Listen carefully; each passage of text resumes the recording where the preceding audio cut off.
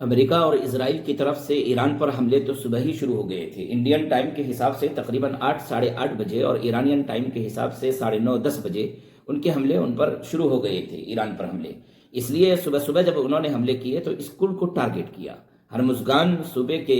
میناب علاقے میں ایک اسکول شجرہ طیبہ گرلز اسکول کو ٹارگٹ کیا اور اسکول میں پڑھنے والی بچیاں شہید ہوئی ہیں۔ یعنی بچیوں کے خون پینے والے اور بچیوں سے زبردستی زنا بالجبر کرنے والے اور بچیوں کے ساتھ ظلم کرنے والے لوگ بچیوں کو مار کر ہی اپنے جنگ کا آغاز کیے ہوئے ہیں۔ پہلا حملہ ان کا جو ہوا اسکول پر ہوا اور اسکول میں تقریباً 60 بچیاں شہید ہو چکی ہیں اور 60-70 کے آس پاس ابھی زخمی ہیں، اور جو ملبے کے نیچے بچیاں ڈھکی ہوئی ہیں اور دبی ہوئی ہیں وہ الگ ہیں۔ یعنی ان کا ظلم باضابطہ شروع ہو گیا۔ یہ حملے شروع کیے، پہلے یہ بات کرنے کا ناٹک کرتے ہیں، ڈھونگ کرتے ہیں، بیٹھتے ہیں ٹیبل پر اور بات کرنے کے درمیان ہی بات ابھی پوری نہیں ہوتی کہ حملے شروع ہو جاتے ہیں، جیسا کہ ابھی انہوں نے حملہ شروع کر دیا۔ انہوں نے کہ ایران پر کہاں کیسے کس طرح کے حملے کیے ہیں وہ بھی ترتیب میں دیکھ کر کے بتا دیتا ہوں۔ سب سے پہلے تو وہی لڑکیوں کے اسکول پہ شجرہ طیبہ گرلز اسکول نام سے وہی اسکول تھا، اس پر حملہ کیا اور 60 طالبات شدید زخمی ہیں اور 60 سے 57 کے آس پاس بچیاں ابھی تک شہید ہو چکی ہیں، اور بچیوں کے اسکول پر انہوں نے پہلا حملہ کیا۔ تہران میں جو ایران کی راجدھانی ہے تہران، وہاں پر 2 الگ الگ جگہ پر ان کے حملے ہوئے ہیں اور وہاں پر بھی 2 طالب علم ہلاک ہوئے ہیں۔ اسی طرح اسرائیلی میڈیا کا دعویٰ ہے کہ خامنائی کے گھر پر، جو آیت اللہ خامنائی ایران کے سپریمو ہیں اور ایران کے خلیفۃ المسلمین ہیں، خلیفۃ الشیعۃ المسلمین ہیں، تو ان کے گھر پر حملہ ہوا ہے اور فوجی IRGC جو فوج ہے، فوج کا جو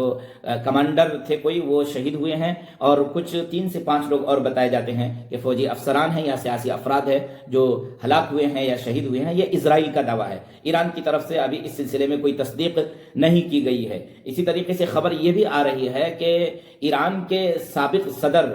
احمدی نژاد کے گھر پر بھی حملہ ہوا ہے، یہ بھی خبر آ رہی ہے۔ اچھا، حملے جو ان کی طرف سے ہوئے ہیں وہ تہران میں ہوئے ہیں، اصفہان میں، قم میں، کرمانشاہ میں، چابہار میں، یہ کچھ بڑے شہر ہیں، ان جگہوں پر حملے ہوئے ہیں۔ اور جہاں پر یورینیم افزودگی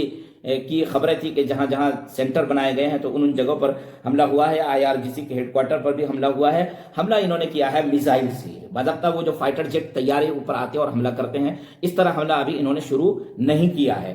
کہا یہ جا رہا ہے کہ اس طرح کے حملے انہوں نے شروع اس لیے نہیں کیے ہیں کہ ان کو ڈر ہے اس بات کا کہ ان کے پاس ڈیفنس کا کوئی سسٹم ہو، S-400 جو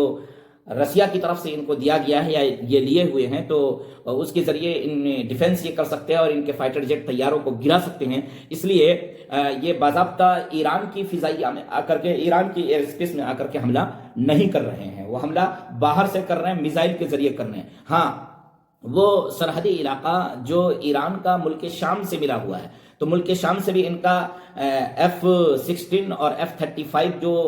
فوجی طیارے ہیں وہ وہاں سے اڑتے ہیں، اور اڑنے کے بعد وہ سرحدی علاقوں پر حملہ کرتے ہیں۔ وہ جو ایئر اسپیس ہے وہ ملک شام کا ہے، وہ ایران کا نہیں ہے۔ اسی وجہ سے ایران کو بہت غصہ آیا اور ایران نے پہلے ہی کہہ دیا تھا کہ ہم جوابی حملہ کریں گے، لہذا انہوں نے جوابی حملہ قطر پر کیا ہے، دبئی پر کیا ہے، ابوظہبی پر کیا ہے، سعودی عرب پر کیا ہے، بحرین پر کیا ہے، اردن پر کیا ہے اور شام پر بھی کیا ہے، کویت پر بھی کیا ہے۔ یہ یہاں پر جتنی مقامات پر فوجی اڈے بنے ہوئے، دیکھیں ترکی پر نہیں کیا ہے، لیکن ترکی میں بھی امریکہ کا فوجی اڈا بنا ہوا ہے، بلکہ امریکہ کا ایٹم بم بھی ترکی میں رکھا ہوا ہے، وہاں پر نہیں کیا ہے۔ لیکن ترکی کو چھوڑ کر جتنے بھی فوجی اڈے اس کے بنے ہوئے ہیں 9-10، ان تمام مقامات پر ان کے حملے ہوئے ہیں، اور یہاں پر کوئی جانی مالی نقصان نہیں ہوا ہے، سوائے اس کے کہ دبئی میں ایشیا کے کسی ایک شخص کا انتقال ہوا ہے۔ وہ ایشین شخص پاکستانی بھی ہو سکتے ہیں اور ہندوستانی بھی ہو سکتے ہیں، تو کسی ایک شخص کی شہادت ہوئی ہے۔ اسی طرح اسرائیل پر، ان تمام ممالک پر 3 لہروں میں میزائل بھیجے گئے ہیں، اور ان تمام ممالک میں جو امریکہ کے فوجی اڈے بنے ہوئے تھے ان پر حملے ہوئے ہیں۔ لیکن اسرائیل کی طرف 6 لہروں میں میزائل بھیجے گئے ہیں، 125 کے آس پاس میزائل بھیجے گئے تھے، ٹوٹل 400 میزائل انہوں نے چلائے ہیں، اور کچھ میزائل وہاں تک پہنچے ہیں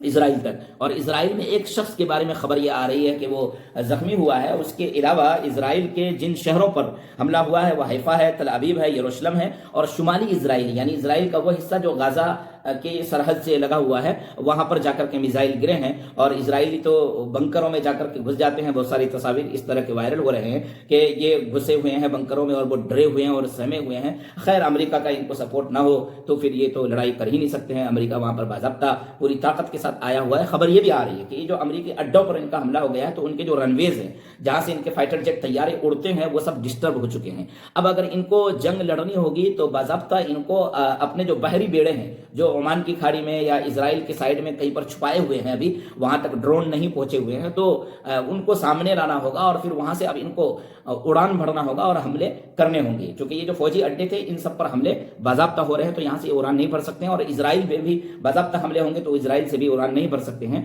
یہ جو جنگی حالات ہے یہ تو ابھی چند دن چلیں گے، اب یہ کتنے دنوں تک چلتے ہیں اس کے بارے میں کچھ خاص بات نہیں کہی جا سکتی ہے، لیکن امریکہ نے باضابطہ تیاری کیا ہوا ہے اور یہ جنگ باضابطہ طریقے سے ہوگی۔ ایران نے ڈٹ کر مقابلہ کیا ہے اور جوابی حملہ انہوں نے زبردست کیا۔ اب آج کی رات بہت خطرناک رات ثابت ہو سکتی ہے، ایران پر باضابطہ حملہ ہو سکتا ہے اور ہر طرح سے ایران کو گھیرنے کی کوشش کی جا سکتی ہے۔ دیکھیے آج کی رات کیا ہوتا ہے، اس سلسلے میں صبح انشاءاللہ ہم گفتگو کریں گے۔ ابھی تک کی جو خبریں ہیں وہ یہ ہے کہ ایران میں جو نقصانات ہوئے ہیں تقریباً 100 کے آس پاس لوگ تو شہید ہو چکے ہیں اور بہت سارے لوگ زخمی ہوئے ہیں اور بہت سارے شہروں پر ان کے حملے ہوئے ہیں، بہت سارے مقامات پر میں ان کو ڈسٹرب کیا گیا ہے، اور اسرائیل پر بھی حملہ انہوں نے باضابطہ کیا ہے، تمام فوجی اڈوں پر کیا ہے، ایک میسج تو ان کو دے دیا ہے۔ اب اس کے بعد صلح ہوتی ہے یا جنگ، یا پھر رات کو حالات اور خطرناک ہوتے ہیں، صبح تک اس کی خبر لگ سکتی ہے۔ السلام علیکم۔